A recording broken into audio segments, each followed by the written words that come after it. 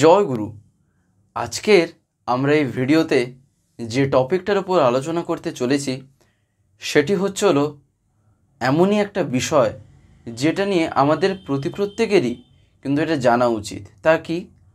দেখবেন শ্রী শ্রী ঠাকুর একটা কথা প্রায়ই বলতেন, তা হলো আমরা নিজের যে ভুল ত্রুটি আছে বা নিজের যে চাল চলায় বা বলতে পারেন আচরণে, ব্যবহারে বা যেখানেই হোক না কেন, এই যে আমরা যে নিজের ত্রুটি যেন আগে ধরি, সেই ধরা নিয়েই আজকে আমরা এমনই একটা কথা শুনব যেখানে আমরা জানতে পারবো যে এই ত্রুটি আমি ধরব কিভাবে।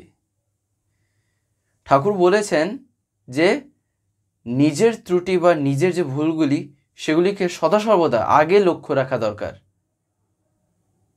তাহলে সেই জিনিসটাই বা কী, সেটা হবে কিভাবে, সেটা তো আমাদের জানতে হবে। দিলেই না আমি ঠাকুরের কথাটা পালন করে চলবো।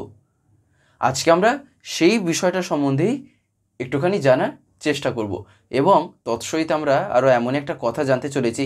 এই আলোচনার মধ্যেই একটা জায়গায় কন্টিনিউশনেই আপনারা জানতে পাবেন, তা হলো বাড়িতে কোন জায়গায় বা কোথায় শ্রী শ্রী ঠাকুরের সিংহাসন বসানো উচিত, যে কথাটা পরম পূজ্যপাদ শ্রী শ্রী আচার্যদেবী বলেছেন।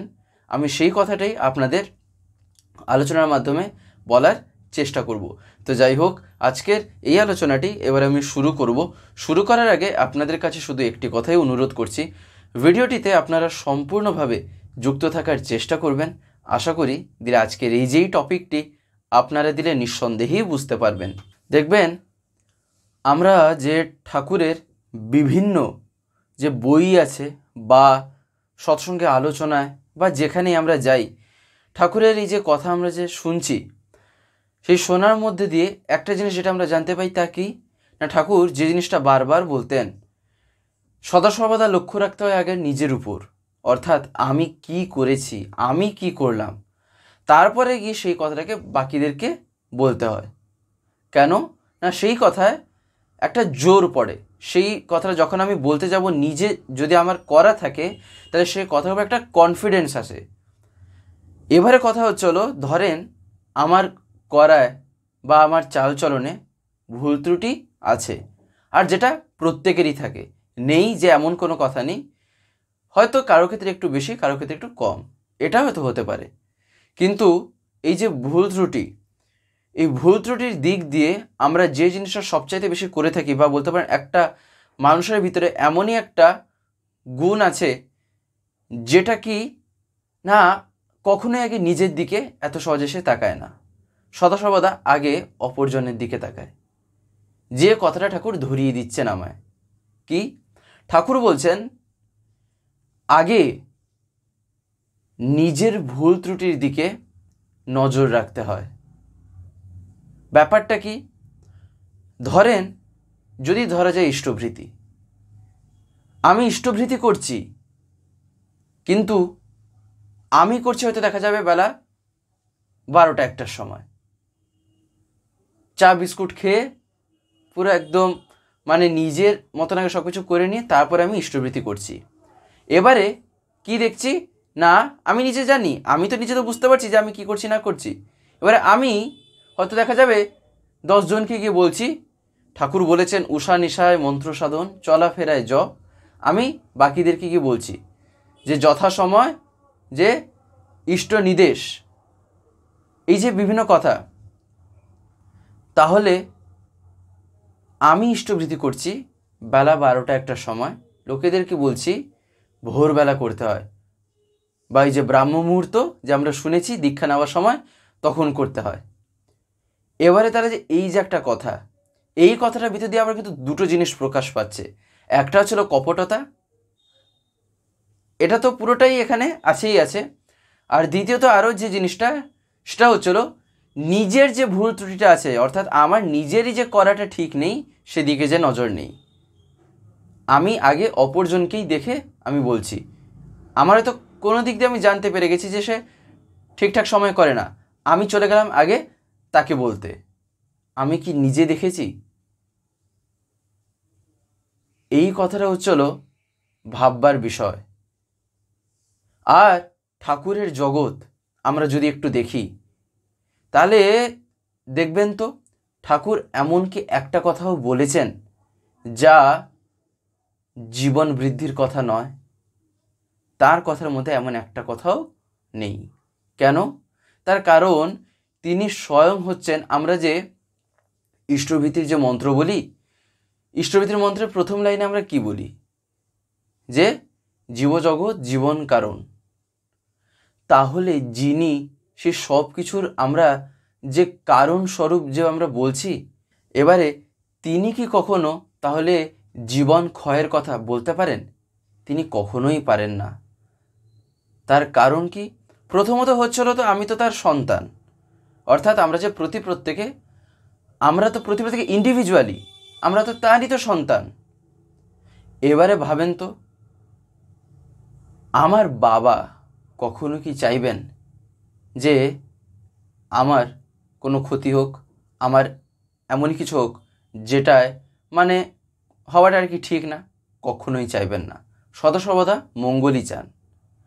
এবারে কথা আসছে পরম পিতার ক্ষেত্রে, তিনি তো পরম মঙ্গল চান, অর্থাৎ পরম পিতা আমরা যখন বলছি তাহলে মঙ্গলটাও সেরকমই কিছু পরমই হয়ে থাকবে, নাহলে কেন আমি তাকে পরম পিতা বলছি, কেন আমি পরম পিতা বলে সম্বোধন করছি, তাই না? তাহলে ভাবেন যে তার প্রত্যেকটি যে কথা, যে কেন জীবনে এতটাই যে প্রয়োজন, ঠিক একই রকমভাবে এই যে বিষয়টা যেটা আমরা শুনছি, যে নিজের ত্রুটির দিকে যে আগে লক্ষ্য রাখা দরকার, এটাও কিন্তু আমার জন্যই বলা। এই রকম করে চিন্তা করতে হয়। আগেই যেন না বলি এটা ঠাকুর বলেছেন আপনি পালন করে চলবেন, আপনাকে এটা পালন করতে হবে, এই রকম বলায় মনে হয় যেন কোনো একটা জিনিস একটা অর্ডার দেওয়ার মতন, বা একটা যেন মনে হবে কি না অতিরিক্ত যেন আমিই কিছু বুঝে গেছি, এবারে আমিই বসে গেছি উপদেশ দিতে, যেটা শুনতে মানুষ কিন্তু কখনোই চায় না। তাতে একটা এমনই পরিবেশের সৃষ্টি হয়, সেক্ষেত্রে মানুষের সাথে আমার কোনো ইন্টারেক্টিভ হতে পারবে না, সবাই আমাকে আলাদা দৃষ্টিতে সেক্ষেত্রে দেখবে। কি দৃষ্টি? যে জিনিসটা আমাদের জীবনে বাঁচাবার ক্ষেত্রে সহায়তা করে না, সেই রকম একটা দৃষ্টি। তাই কথা বলার ভঙ্গি কেমন হওয়া দরকার তা আস্তে আস্তে জানতে হবে। হ্যাঁ, প্রথম দিকে হয়তো ভুল ত্রুটি হতেই পারে, মানুষ মাত্রই ভুল ত্রুটি হয়, কিন্তু নিজের ভুলটাকে বুঝে নিজে সংশোধন করে নেওয়া, সেইটা কিন্তু তিনি চান। সেক্ষেত্রে তিনি দয়া করেই ক্ষমা করে রেখেছেন, যার ফলে আমি করে উঠতে পারি, তাই না? তাই এই যে নিজের ত্রুটি বা নিজের যা যা ভুল, সেগুলি আগে জানতে হয়। এবারে কথা হচ্ছিল জানবো কিভাবে?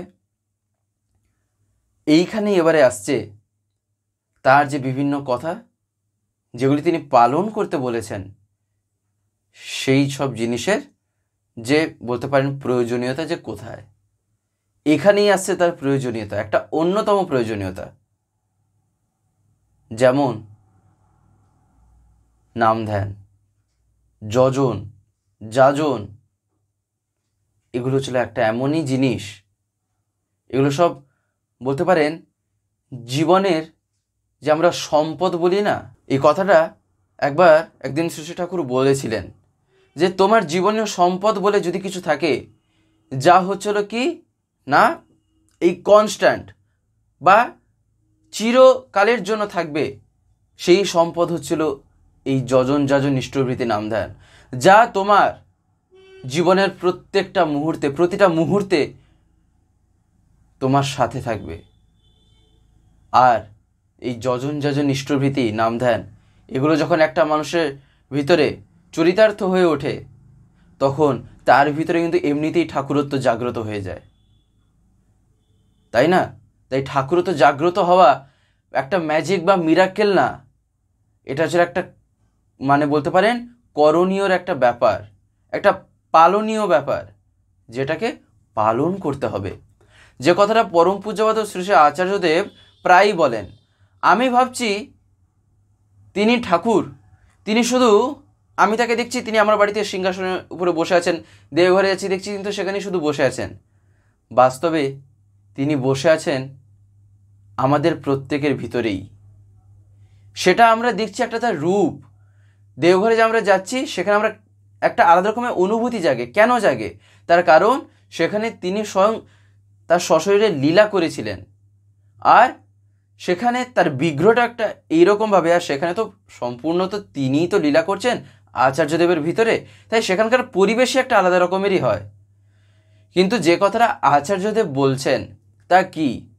তাহলে কি ঠাকুরকে শুধু এত বড় যে পৃথিবী, এত বড় যে তারই তো সৃষ্টি, তাই না? এই যে স্রষ্টা এক ও অদ্বিতীয় মানে কি? মানে তিনি যখনই যেভাবে যুগ প্রয়োজন অনুযায়ী ধরাবতীর্ণ হয়েছেন, তিনি তো সেই তো একই, কিন্তু প্রয়োজন অনুযায়ী বিভিন্ন সময়ে তিনি বিভিন্ন রূপে এসছেন। তাহলে সৃষ্টিকর্তা কে? সৃষ্টিকর্তা তো তিনি, যিনি এই সব কিছুর স্রষ্টা।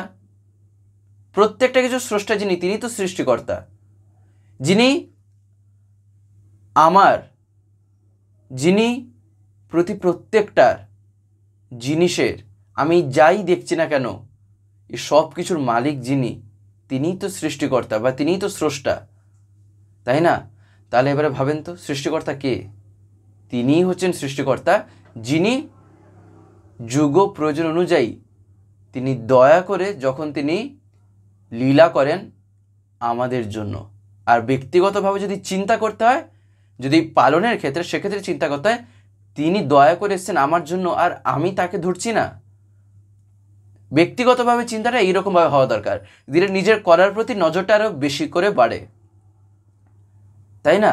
তাই এই যে তার এই যে সৃষ্টি, তাহলে তার সৃষ্টিতে এবারে ভাবেন, যেখানে পরম পূজ্যপাদ শ্রী আচার্যদেব বলছেন যে তাহলে তিনি তো প্রত্যেকের মধ্যেই তো আছেন, কিন্তু কথা হচ্ছে হলো আমি কিভাবে তাকে আমার ভিতরে জাগ্রত করে তুলেছি, আমি কিভাবে তাকে আমার ভিতরে ফুটিয়ে তুলেছি, দেখতে হবে হচ্ছিল সেটাই। আমি তাকে শুধু প্রতিকৃতি আকারে রেখে দিইনি তো বাড়িতে, আমি তাকে শুধু মূর্তি আকারে সামনে দুটো মানে ধূপ জ্বালিয়ে দিলাম, প্রদীপ জ্বালিয়ে দিলাম, আমি তো শুধু তাই তো করে দিইনি তো। লক্ষ্য রাখা দরকার সেদিকে। বাস্তবে এই যে রাজ্য দু প্রকারের হয়। এখানে রাজ্য মানে এখানে ওই স্টেট ওটা না, এখানে রাজ্য বলতে একটা ছিল অন্তরের রাজ্য, অর্থাৎ আমাদের যে মনের ভিতরে যে রাজ্য, আর একটা ছিল বহির বা বলতে পারেন যেটা আমরা বাইরে দেখতে পাই, যেটাকে বলা হয় বহির রাজ্য, বা যেটা আমরা চোখে বাহ্যিকভাবে যে আমরা দেখছি। তাহলে এই যে আমার অন্তর আর আমার বাহির, এই যে দুটো জিনিস আছে, এই দুটো জিনিসের মধ্যে পার্থক্য কোথায়? পার্থক্য ছিল সেই জায়গাতেই আমার অন্তরটা হচ্ছিল এমনই একটা জিনিস যেটা চিরকালই কিন্তু আমার সাথে থাকে, এটা চিরকালের জন্যই থাকে। তার কারণ ওখানে একটা সোল বা একটা স্পিরিট, ওর একটা কানেকশন আসে। কিন্তু আমরা বাহ্যিকভাবে যা দেখছি, আমি কি সব জিনিস, আমি যা যা দেখছি, আমি কি চিরকাল তাকে সেই রকমভাবে কি দেখতে পাবো? না। তার কারণ আমরা জানি প্রত্যেকটা জিনিসেরই একটা সময়ের পরে, একটা টাইম পিরিয়ডের পর, এটা সায়েন্স বলে, এটা আমি বলছি না, সায়েন্সে দেখবেন এগুলো বলা হয়, ওর একটা টাইম লিমিট থাকে। যেমনই ধরা যাক এই শরীর, প্রত্যেকটা শরীরেরই একটা সময়ের একটা আছে, সেই টাইম পিরিয়ডের পর দেহের একটা বিনাশ হয়, তাই না? ঠিক একই রকমের সব কিছু, গাছ থেকে শুরু করে, লতা পাতা থেকে শুরু করে সবার ভিতরেই দেখবেন আমরা গাছের মধ্যে কি পরিবর্তন দেখি না? দেখি তো। ঠিক একই রকমভাবে বাহ্যিক জগৎটা একটা এমনই জগৎ, বা বাহ্যিক এই যে রাজ্যের কথা, এই বাহ্যিক রাজ্য মানে আমি জাস্ট দেখছি, সেখানে জিনিসটা দেখা যায় তা হয়তো চিরকাল সদা সর্বদা সব ক্ষেত্রে নাও থাকতে পারে, কিন্তু আমার এই যে অন্তর, আমার এই যে মন, এইটা কিন্তু সদা সর্বদাই থাকবে। কেন? তার কারণ এই মনের এফেক্ট একটা এমনই একটা এফেক্ট যেটা কিন্তু নিজের ভিতরে একটা ছাপের সৃষ্টি করে, তাই না? আমরা যা বাহ্যিকভাবে দেখছি তাও কিন্তু আমাদের মনের মধ্যে একটা ছাপের সৃষ্টি করে, একটা চিত্র আকারে থেকে যায়। কিন্তু এবারে হচ্ছিল যে জিনিসটা ধরেন আমার অন্তর থেকে আছে, সেইটা কি তার চাইতে কি তার পাওয়ারটা কি কম হয়? বরং আরও বেশি হয়, তাই না? যেমন ধরেন কোনো একটা জিনিস আমি মুখে বলছি এক আর আমার মনে আছে আর একটা, তাহলে কোন জিনিসটা আমার অন্তরে বেশি আছে? কোন জিনিসটা আমাকে সদাসর্বদা মানে চিন্তা করাচ্ছে? আমার অন্তরে, আমার মনে যে জিনিসটা আমি ভাবছি সেইটা। আমি মুখে এখন একটা লোকের সামনে তো এদিক ওদিকে তো আমি কথা বলতে পারি, তাই না? তার কি গ্যারেন্টি আছে যে আমরা দেখিও? এই যে আমি কথা বলছি, কথা বলাটা কি? কথা বলাটা হচ্ছে একটা এমনই জিনিস যেখানে মানুষ তার ভাবটাকে একটা ভাষার মাধ্যমে প্রকাশ করছে, তাই না? কিন্তু তার এই যে মন, এই মন একটা এমনই জিনিস যে কিন্তু খুবই সূক্ষ্ম হয়, এগুলো খুবই সেন্সিটিভ হয়। কথাটা একবার পরম পূজ্যপাদ শ্রী শ্রী আচার্যদেব বলছিলেন যে আমি আমার ঠাকুরকে তাহলে এবারে দেখতে হবে আমি বাহ্যিকভাবে কেমন করে রেখেছি আর আমার অন্তরে আমি তাকে কেমনভাবে স্থান দিয়েছি। দুটোকেই ব্যালেন্স করে চলতে হবে। এইটা না যে আমি তাকে অন্তরে রেখেছি মানে বাহ্যিকভাবে বা ধরেন যেগুলি করা প্রয়োজন সেগুলি আমি করব না, শুধু মনে মনে ইয়ে করে যাব, এটাও যেমন না। ঠিক একই রকমভাবে আচার্যদেব এটাও বলছেন যে আমি শুধু বাইরে শুধু ইয়ে করে গেলাম, যেমন ধরেন পুজো করলাম, সকাল সন্ধ্যা ঠাকুরের কাছে ধূপ লাগালাম, ইত্যাদি যা যা করলাম, আর মনে আমার একটা সময়ও তিনি আসছেন না, এটা হওয়াও ঠিক না। তাই দুটোরই প্রয়োজন আছে। তাই এইগুলো যখন আস্তে আস্তে ঠিক হবে, আমি যতটা তার মনের মানুষ হয়ে উঠব, আমি সেক্ষেত্রে কিন্তু ততটাই এই যে নিজের যে ভুল ত্রুটি যা যা আছে আমি ততটা দেখতে পাবো। তার কারণ এই যে আমরা বলছি আয়না, আমি যখন মাথাটা আঁচড়াই, যখন আমি চান করে আসি, তখন আমরা আয়নার সামনে দাঁড়িয়ে কেন মাথা আঁচড়াই? দিলে আমরা দেখতে পাই মাথার যে শীতেটা ওটা সোজাসুজি আছে কিনা, স্ট্রেট আছে কিনা। যদি এদিক ওদিক থাকে তাহলে ধরা পড়ে যায়। সেক্ষেত্রে আমার জীবন চালানোতে তো ঠিক একই রকমভাবে সেক্ষেত্রে তো এদিক ওদিক হতে পারে। কে বলেছে যে আমার জীবনটা পুরো পারফেক্ট হচ্ছে বা একটা পারফেক্ট, তাই না? ওটা তো ভুল ত্রুটি হতেই পারে, তার কারণ মানুষ মাত্রই ভুল হয়। কিন্তু কথা হচ্ছে হলো সেই ভুলটাকে ধরিয়ে দেবে কে? আমি সেই ভুলটা বুঝতে পারবো কোথায়? সেই রকম আমার জীবনরূপী আয়না কে? তিনি কোথায় আছেন যাকে দেখে আমি বুঝবো? এই জন্যই দরকার তাকে মাথায় নিয়ে চলা আর তার কথাগুলি পালন করে চলার জন্য। দিলে দেখবেন নিজের যে ভুল ত্রুটি আছে তা আপনা থেকে কিন্তু আস্তে আস্তে ধরা যায়। আরও একটা যে জিনিস যেটা অন্তরায় হয়ে দাঁড়ায় বা যেটা বাধা হয়ে দাঁড়ায় তা হচ্ছিল মানুষের একটা ইগো। যে কথাটা ঠাকুর প্রায়ই বলতেন, এমনকি পূজ্যপাদ অবিন্দা কিছুদিন আগে এই বিষয়ে একটা কথা বলেছেন। প্রতিনিয়ত পরম পূজ্যপাদ শ্রী শ্রী আচার্যদেব, পূজ্যপাদ অবিন্দা এমনই কথা বলছেন যেগুলি প্রত্যেকটাই কিন্তু জীবনে চলার ক্ষেত্রে প্রয়োজন। তাই তাদের কথাগুলি কিন্তু মন দিয়ে শোনা দরকার আর বুঝে চলা দরকার। যেমন যেটা বলছিলাম, পূজ্যপাদ অবিন্দা কিছুদিন আগে এই জিনিসটা নিয়ে বলছেন, এই যে মানুষের জীবনে তার যে অন্তরায় বা বাধা হয় যে অহংকার যে কীভাবে দাঁড়ায়, তার কারণ অহংকার হচ্ছে একটা এমন জিনিস সেক্ষেত্রে মানুষ আরেকজনকে বুঝতে পারে না, অনুভব করতে পারে না। প্রথমত যে জিনিসটা আসে তার চেষ্টাটাই থাকে না, অনুভব করা তো দূরের থাক। তার কারণ কি? সে নিজেকেই 100-এ 100 ভাবছে। সে জগৎটাকে বিস্তৃত করতে পারছে না, বিস্তারিতভাবে সে জগৎটাকে দেখতে পারছে না। সে ভাবছে সে যতটুকু জেনে গেছে ততটুকুই বুঝি পুরো কাভার, তার বাইরে কিছু নেই। তাই যখনই আলাদা আরেকজন কেউ তার সামনে এসে বলছে সেক্ষেত্রেই সে বাধা দিচ্ছে। তাহলে অন্তরায়টা হয়ে কে দাঁড়ালো? সে অহংকার। এবারে যে জিনিসটা হয় অহংকার হলে তা কি? সে অহংকারে আমায় আরও পতনের দিকে নিয়ে যায়। তার কারণ কি? দেখবেন অহংকার যখন হয় না, নিজের জীবনে যে মানুষগুলো থাকে সেগুলি আস্তে আস্তে কিন্তু সরে যায়। এটা একদম বাস্তব কথা, এখানে কোনো লুকানোর কোনো জিনিস নেই। অহংকার যখনই মনের ভিতরে এসে বাসা বাঁধে তখন কিন্তু নিজের জীবনের যে মানুষগুলি সবাই যে কেউ হোক না কেন এবারে তারা আস্তে আস্তে সরে যায়। কেন? তার কারণ আমার এই গুণের জন্যই। তাহলে ভুলটা কার? তারা যে সরে যাচ্ছে, আমি ভাবছি কি, যদি আমার অহংকারটা তখনও যদি থাকে, আমি ভাববো তারা সরে যাচ্ছে, তারা বুঝি হয়ে গেছে, তারা বুঝি আর চাইছে না, এইরকম হয়তো আমি ভাববো। কিন্তু যখন অহংকারটা খুবই পাতলা হয়, দেখবেন ঠাকুর এই অহংকার নিয়ে সত্যানুসরণে একটা জায়গায় লিখেছেন যে অহংকার কি, বা যে পাতলা অহংকার যুক্ত বা মোটা অহংকার কি, এগুলো নিয়ে ঠাকুর বিভিন্ন কথা বলেছেন। এমনকি আলোচনা প্রসঙ্গেও ঠাকুরের বিভিন্ন জায়গায় কেশরদার সাথে, প্রফুল্লদার সাথে, বা বলতে পারেন সতীশদা, আরও অনেকেই আছেন যাদের সাথে ঠাকুর প্রায় যে কথা বলতেন, যখন সেসব জায়গায় ঠাকুর এইসব জিনিস নিয়ে বহু কথা বলেছেন। যে কথাটা পূজ্যপাদ অবিন্দা আমাদের আরও একবার বলছেন, সেই কথাটাই তিনি বারবার বলছেন।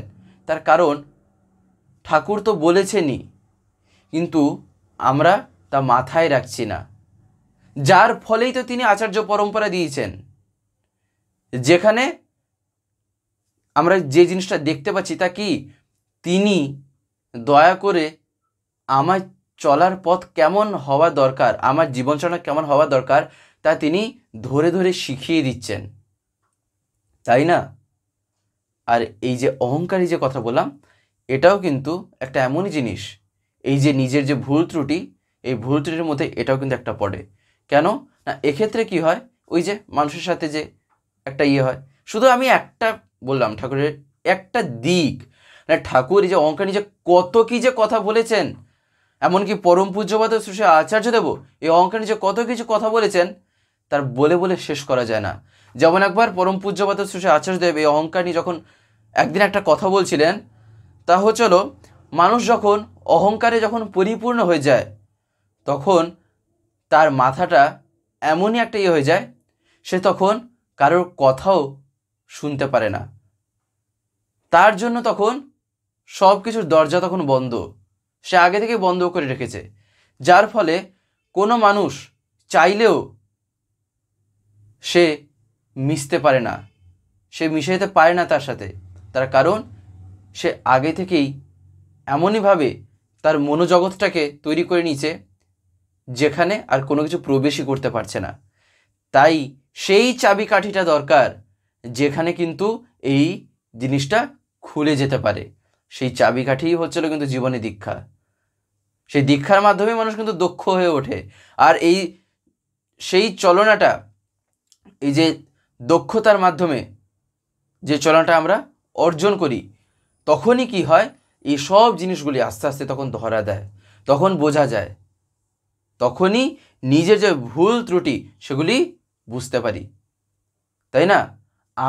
তাই আমার সবচেয়ে বড় ভুল কি, যেটা ঠাকুর বারবার বলছেন, যে আমরা নিজেকে নিজে অবজার্ভ কোনোদিনও চেষ্টা করিনি সেই রকমভাবে করার। হ্যাঁ, কখনো একটা হঠাৎ করে মনে পড়ে গেছে বছরে একবার, একটু ভাবছি বসে বসে যে আমার কখন কি আমার চালচলে আছে, কিন্তু যে প্রতিনিয়ত যে জিনিসটা থাকা দরকার, দিলেই যে নিজেকে নিজে, বা যেটা সেলফ ডেভেলপমেন্ট যেটা বলা হয়, তখনই যে সেটা সম্ভব, সেই ডেভেলপটা নিজের ভিতরে করা, সেটা আমরা পারি না এই কারণেই। তার কারণ হলো আমি প্রতিনিয়ত নিজে নিজে আমি অবজার্ভ করছি না, তাই না? সেই জন্য তো ঠাকুর বলছেন যে নিজের যে ভুল ত্রুটি আছে, সেই জায়গায় যদি আমি না ধারি, তাহলে সেই ক্ষেত্রে যে জিনিসটা একটা মানুষের ভিতরে প্রকাশ পায়, তা কি, সে সদা সর্বদা চাইবে অপরের ঘাটে দোষ চাপানো, তাই না? যেমন আমি কিছুদিন আগে পরম পূজ্যপাদ শ্রী আচার্যদেব, মানে দেখেন, স্বয়ং তিনি যে লীলা যে করছেন, কিভাবে যে লীলা করা সত্ত্বেও যে তিনি যে ধরা যে এত সহজে দেয়নি না। আচার্যদেব সেদিন কি বলছেন জানেন? আচার্যদেব একটা জায়গায় বলছেন যে আমার কিছু দাদাদের সাথে কি হয়েছে না, কোনো একটা ব্যাপার নিয়ে আচার্যদেব বলছেন যে আমি একটা কথা বলছি আর ওরা আর একটা কথা বলছে। এবারে দিয়ে আচার্যদেব বলছেন, কিন্তু আমি প্রতিনিয়ত এটা ভাবছি যে আমার কোথায় ভুল ত্রুটি আছে, আমার কোথায় আছে যে ওরা এটা বুঝতে পারছে না? আমি প্রতিনিয়ত এটা ভাবার চেষ্টা করছি সদা সর্বদা। আচার্যদেব সেদিন এই কথাটা বলছেন, কিন্তু দেখেন তো তিনি কে আমরা তো সবাই জানি, কিন্তু তা সত্ত্বেও দেখেন তো তার চালচলন কেমন। ইনিই হচ্ছেন তাই আচার্য, যিনি আচরণে ঠাকুরকে ফুটিয়ে তোলেন, তাই না? এই কারণেই তো তাকে আমরা আচার্যদেব বলি। দেখেন কত নর্মালি ধরা দিলেন, কখনোই ধরা দিলেন না। আমরা সবাই জানি তিনি যে কথা বলেন সে কথা যদি ঠিক না হয় তাহলে কি আমার কথা ঠিক হবে? তাই নয় কি?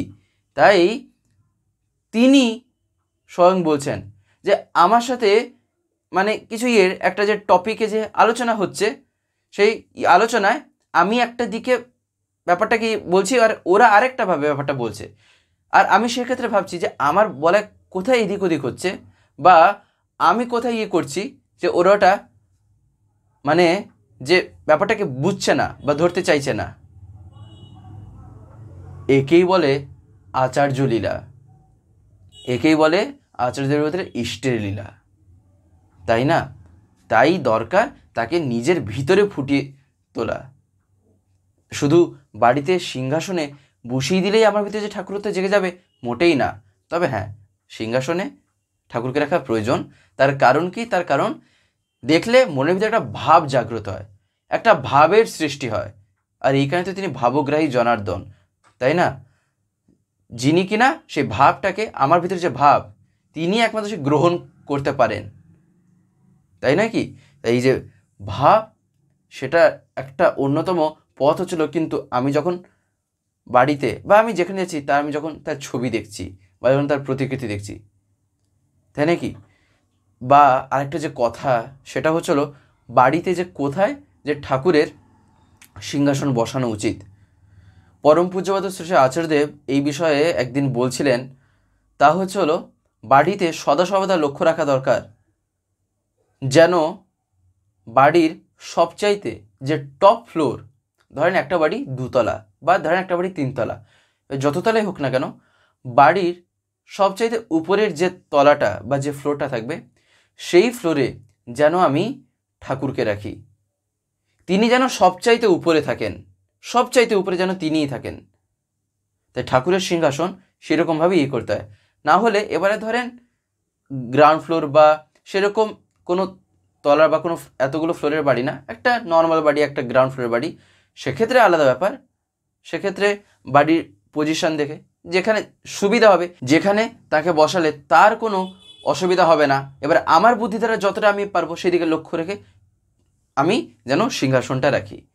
এই কথাটা পরম পূজ্যপাদ শ্রী শ্রী আচার্যদেবই বলেছিলেন, তাই আমি এটা আপনাদের বলার চেষ্টা করলাম। তো যাই হোক, আজকের এই ভিডিওটা এবার আমি এখানেই শেষ করব। শেষ করার আগে আপনাদের কাছে একটি কথাই বলবো, যদি আজকের এই ভিডিওটি আপনাদের ভালো লেগে থাকে তাহলে একটি লাইক করে দেবেন, সবার ভিতর শেয়ার করে দেবেন, কেমন লাগলো নিচে একটি কমেন্টে লিখে জানাবেন। আর যদি চ্যানেলটিকে এখনো সাবস্ক্রাইব করে না থাকেন তাহলে অতি অবশ্যই চ্যানেলটিকে সাবস্ক্রাইব করে পাশের বেল আইকন প্রেস করে অল করে রাখতে একেবারেই ভুলবেন না, আরও এরকম বিভিন্ন নতুন এবং ইন্টারেস্টিং ভিডিও সবার আগে পাওয়ার জন্য। জয় গুরু, বন্দে পুরুষোত্তম।